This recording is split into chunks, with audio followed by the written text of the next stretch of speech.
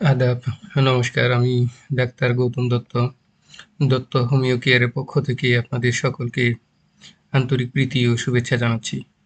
আশা করছি সকলেই ভালো আছেন।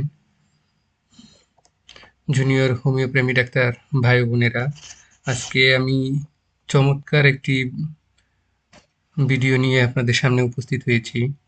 আজকের ভিডিওটি হোমিওপ্রেমী জুনিয়র ডাক্তার ভাই বোনেরা এবং সেই সাথে যেই সকল ব্যক্তি এই উপসর্গ বা এই রোগে আক্রান্ত তাদের ক্ষেত্রে একটি গুরুত্বপূর্ণ আলোচনা হবে আজকের এই আলোচনাটাতে। তো আজকের আলোচনার বিষয় হচ্ছে যে চোখের অঞ্জলি। তো চোখের অঞ্জনিটা কি?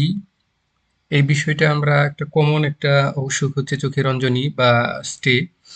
তো এই চোখের অঞ্জনিটা আমরা সাধারণভাবে অনেকের চোখে আমরা এটা খেয়াল করি, এটার নামটা হয়তো বা আমরা অনেকেই জানি না।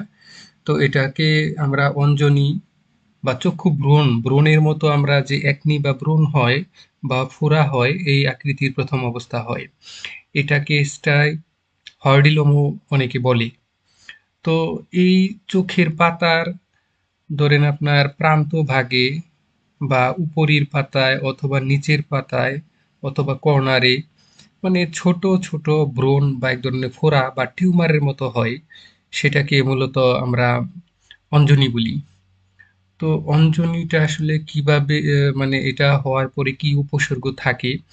অনেকের আছে যে অঞ্জনিতে ব্যথা থাকে, আবার কারো কারো ব্যথা থাকে না। অনেকগুলা শক্ত থাকে, অনেকগুলো আবার নরম থাকে।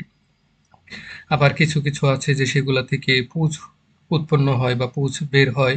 আবার অনেকগুলা পুঁজ জমে এতটুকু শক্ত, পাথরের মতো শক্ত হয়ে যায় যেখান থেকে পুঁজ হওয়ার সম্ভাবনাটা খুবই কম থাকে। উম, ব্যথা থাকতে পারে, আবার ব্যথা অনেকের ক্ষেত্রে নাও থাকে।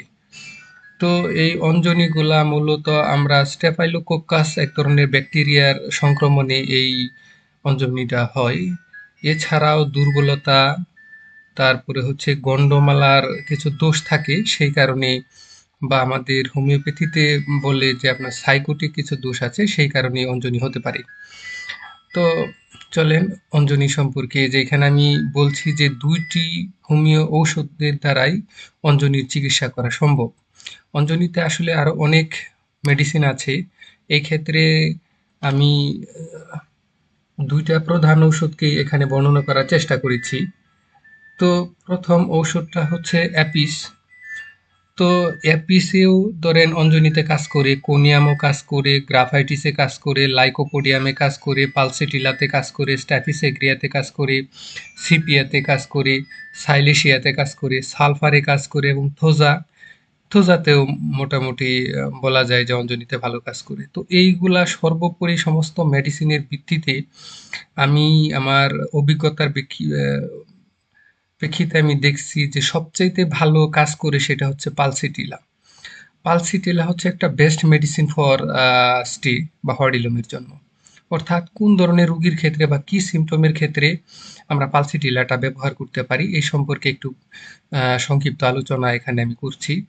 যে অঞ্জনি রোগের প্রথম অবস্থায় এটি হচ্ছে শ্রেষ্ঠ ঔষধ। অর্থাৎ অঞ্জনির শুরুর দিকে বা প্রথম অবস্থায় এটা হচ্ছে বলা যায় যে শ্রেষ্ঠ ঔষধ। আর এই অঞ্জনির ক্ষেত্রে দেখা যায় যে যদি আক্রান্ত স্থানে অত্যন্ত প্রদাহ বা ব্যথা থাকে, হ্যাঁ, এবং জ্বর থাকে, তো এই ক্ষেত্রে পালসিটিল হচ্ছে বেস্ট মেডিসিন। বিশেষ করে আরেকটা বিষয় এখানে আছে যে চোখের উপর পাতায় হলে এটা বিশেষ ফলপ্রদ হয়। আমাদের হচ্ছে কি আপার লিফে যদি আমাদের অঞ্জনিটা আমরা খেয়াল করি, এই ক্ষেত্রে পালসিটিলাটা হচ্ছে বেস্ট মেডিসিন। এছাড়া হচ্ছে ঠান্ডা পানি এবং খোলা বাতাসে যদি আরাম বোধ করে, অর্থাৎ যেই অঞ্জনিটা হইল সেই অঞ্জনিতে যদি সে ঠান্ডা দেওয়ার ফলে অথবা খোলা বাতাসে বা ওপেন বাতাসে যদি তার ওইটা ভালো বোধ করে, এই ক্ষেত্রে হচ্ছে পালসিটিলা হচ্ছে বেস্ট মেডিসিন।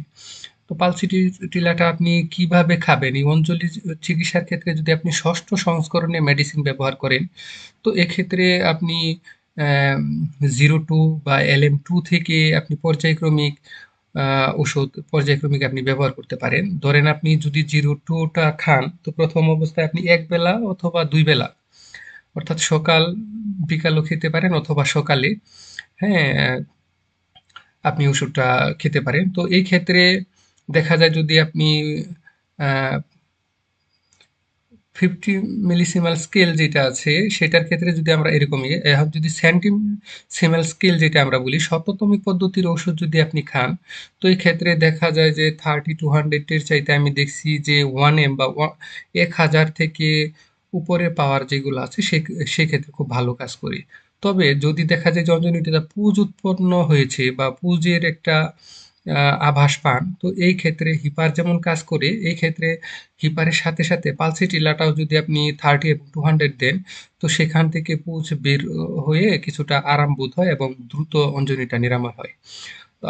আর পালসিটিলা খাবার ক্ষেত্রে আরেকটা খাবার আপনাকে বঞ্চিত করতে হবে যে পালসিটিলা ক্ষেত্রে আপনি কাঁচা পেঁয়াজ যেটা আছে এটা আপনাকে বঞ্চিত রাখতে হবে, আপনি কাঁচা পেঁয়াজ খাওয়া থেকে বিরত থাকতে হবে। তো দ্বিতীয় মেডিসিন যেটা হচ্ছে সেটা হচ্ছে স্ট্যাফিসেগ্রিয়া। আরেকটি বিষয় আমি বলি যে পালসিটিলাটা হচ্ছে গরম কাতর একটা মেডিসিন, রুগী খুবই গরম কাতর যেহেতু তার ঠান্ডা বাতাস এবং খোলা বাতাসে ভালো লাগে। তো আর স্ট্যাফিসেগ্রিয়া যেটা আছে স্ট্যাফিসেগ্রিয়াটা মূলত হচ্ছে একটা শীত কাতরের ঔষধ। যদি দেখা যায় যে বারবার অঞ্জনি হওয়ার প্রবণতাটা হচ্ছে তার বারবার হয় এবং আক্রান্ত স্থানটি আহ, সা- সেরে গেছে বা ভালো হয়ে গেছে, ভালো হয়ে যাওয়ার পরে আবার কঠিন মানে হয়ে যায়, একটা ভালো হয়ে যাওয়ার পরে একটা জায়গায় গুটি বেঁধে খুব শক্ত হয়ে যায়। তো চোখের কোনো শুষ্ক এবং পুজ সঞ্চিত হয় এবং তাতে কামরানি ব্যথা থাকে, এই ক্ষেত্রে হচ্ছে স্ট্যাফিসেগ্রিয়া ব্যবহার করা যায়। তো চোখের উপর দেখা যাচ্ছে চোখের উপরের পাতাতে এবং উপর এবং নিচ দুইটা ক্ষেত্রেই স্ট্যাফিসেগ্রিয়া ব্যবহার করা হয়। কিন্তু ইহার ক্ষেত্রে যে আরেকটা বিষয় হচ্ছে খুবই গুরুত্বপূর্ণ, স্ট্যাফিসেগ্রিয়া রোগীটা অবিরত কাম বিষয়ক চিন্তা করে, তার ওই ধরনের সেক্সুয়াল টেন্ডেন্সিটা সবচেয়ে বেশি, এই ধরনের চিন্তা ভাবনাটা তার মাথায় সবচেয়ে বেশি থাকে এবং মনে সে কি করে রাগটা চেপে রাখে, অর্থাৎ রাগটা সে চেপে রাখার ফলেও দেখা যায় যে চোখে এক ধরনের অঞ্জনি হয় বা সেই ক্ষেত্রে দেখা যায় যে স্ট্যাফিসেগ্রিয়াটা খুব ভালো কাজ করে এবং তার রাগটা এত বেশি থাকে যে অতিরিক্ত রাগে তার শরীর পর্যন্ত কাঁপতে থাকে। তো এই ক্ষেত্রেও যদি আমরা যে 50 মিলিসিমেল স্কেলে যদি ঔষধ ব্যবহার করি, আবারও বলছি যে আমি এলএম 2 থেকে আপনি পর্যায়ক্রমিক ওষুধ আপনি খেতে পারেন। তো এলএম 2, 3, 4 সর্বোচ্চ গেলে আপনি 4, 5 পর্যন্ত খেলেই দেখা যায় যেটা নিরাময় হয়ে যায়। আবার যদি আপনি সেন্টিসেমেল স্কেলে খান, তো আগের মতোই আমি বলবো যে অবশ্যই আপনি 200 এর উপরে যদি খান, তো সবচেয়ে ভালো এবং দ্রুত সময়ে সেটা নিরাময় হয়ে করা সম্ভব। আরেকটি বিষয় হচ্ছে যে স্টেফিসেগিয়া খাওয়ার সময় আপনাকে তামাক এবং টক, অর্থাৎ তামাক জাতীয় এবং টক জাতীয় খাবারটা আপনি যদি বর্জন করেন, তো খুব দ্রুত এবং ভালো ফলাফল আপনি পাবেন। তো এই হচ্ছে আজকে এই হোমিওপ্যাথির ক্ষেত্রে দুটি মেডিসিন যেগুলা অঞ্জলি বা স্টের ক্ষেত্রে খুব ভালো কাজ করে। আমি দেখেছি যদি কারো এই ধরনের অঞ্জনির সমস্যা থাকে, আপনারা যারা যাদের এই সমস্যাটা আছে তারা এই ভিডিওটা দেখে আপনারা মেডিসিন সিলেকশন করতে পারেন যদি এই সকল লক্ষণের সাথে মিলে। পরবর্তীতে একজন ডাক্তারের পরামর্শ ক্রমে আপনি কত শক্তির ওষুধ খাবেন এবং কি ওষুধ খাবেন সেই বিষয়টা আরো নির্ধারণ করে নিলে সবচেয়ে ভালো হয়। তো এই হচ্ছে আজকের আমার আলোচনার বিষয়বস্তু। অবশ্যই আশা করছি যে আপনাদের ভিডিওটি উপকারে আসবে। তো এই ধরনের ভিডিও যদি আপনারা নিয়মিত পেতে চান, তো অবশ্যই আমার এই চ্যানেলটিকে নিয়মিত ভিডিও পেতে সাবস্ক্রাইব করবেন। সেই সাথে সাথে আপনাদের যদি কোনো বিষয়ে জানার থাকে বা মতামত থাকে, আমার এই চ্যানেলের কমেন্ট বক্সে জানাতে পারেন, আমি যথাসময়ে উত্তর দেওয়ার চেষ্টা করব। তো ধন্যবাদ সকলকে, ভালো থাকবেন।